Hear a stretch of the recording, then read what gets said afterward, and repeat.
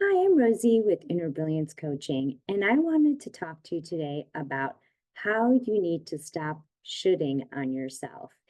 More specifically, I mean how you can learn the exact steps to take to understand what's important to you.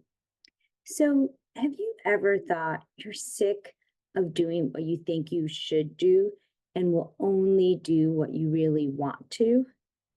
But then you think, not really sure what that is. If so, I can help. I coach high achievers to feel more energized as they seek to live life according to their own vision so that they can flow through their life and fuel their next steps.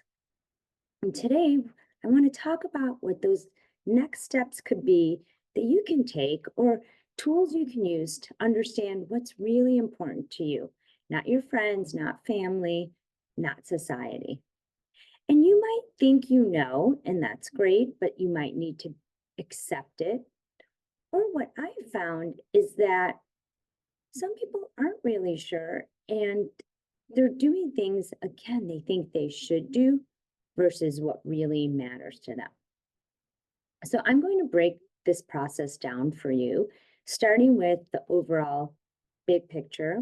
I use different self assessments and exercises to create this meta view of where you are in your life, as well as identify what's important to you and ultimately understand how to move past any blocks that are holding you back from moving forward with what you deeply desire.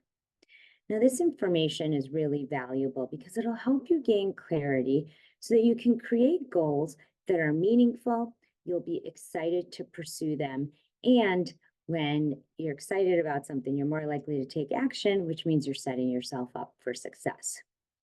Now, with my approach, we look at your whole life because you're a whole person. And I give you my tips, tools, and resources to support you. But more importantly, I want to help you understand how you operate at your best and what you need to do or what you need to let go of to do so. So, first, we'd assess various areas of your life, such as health, career, or relationships, and some other areas. And we'd ask how satisfied you are in each area of your life. After this helps you see the big picture view of your life, we'll start to identify focus areas you'd like to improve. This type of assessment also can help you identify what I like to call strategies for success.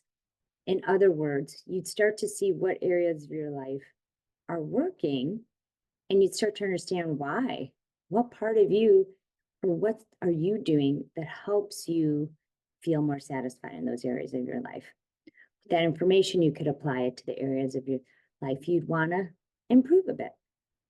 Now, with this snapshot of your life and those strategies in mind, you can begin to narrow in and pinpoint what matters most to you and the values you want to embody in your life. Now, I could simply ask you what those are, but we often still might respond with those things we should say. So, what I like to do is consider some different questions that you can answer and give you clues into what your deep values are, ones that really drive us. For example, if someone, you can ask this question, if someone were giving a speech about me, what qualities would I want them to mention? Or something a little bit different could be, think of a time in your life when you were happy, where everything was going really well or felt like it was flowing. And then ask yourself, what qualities was I exhibiting in that moment? The qualities you list could be something like compassion or energy, are most likely the ones that will lead you to experience meaning and pleasure in your life. In other words, feel happier. So moving forward, you can start to use these qualities as guideposts to make decisions. And notice if you're about to take an action that isn't in line with these qualities, revisit why you're taking that action. Then you can determine if there's a different action or just another action that might be more aligned with who you are and what you want to honor in your life. Now, after you have a handle on the values and qualities you want to emphasize or express in your life, you can turn to elements you want to release. Specifically, determine what you want to eliminate mentally, emotionally, and physically in your life. When you leverage and build upon what serves you well, it'll be easier to uncover what holds you back and what keeps you from achieving your goals.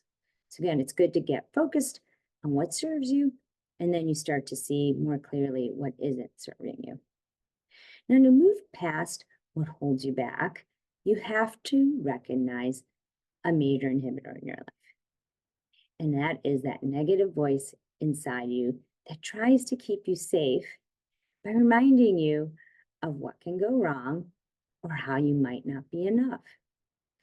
And as we get older and have more experiences in life, this voice becomes louder and more exaggerated. It's just important to be aware of the voice and how it influences you and the way you think and the way you feel and behave. But don't let it run your life, and don't let it lead you to ruminating about the past or worrying about the future. Just acknowledge it, and you can even thank it for helping to protect you. Then, from this place, aim to live in the now. Be grateful for what you have in this very moment, and even visualize what you want in the future as if you already have it today. That'll help you exude a different energy. So, what I hope you can see is a thorough assessment is really a great way to identify what serves you well, what you want to keep, and what you want to let go. And with a better understanding of yourself and what works for you, you'll be more energized to get rid of the old and be more open to bring in the new. And just to go for what you want in life. Because you are energized and feeling good, you're more likely to get it. So again, hope you found this helpful. Let me know if you have any questions, and feel free to share this with others.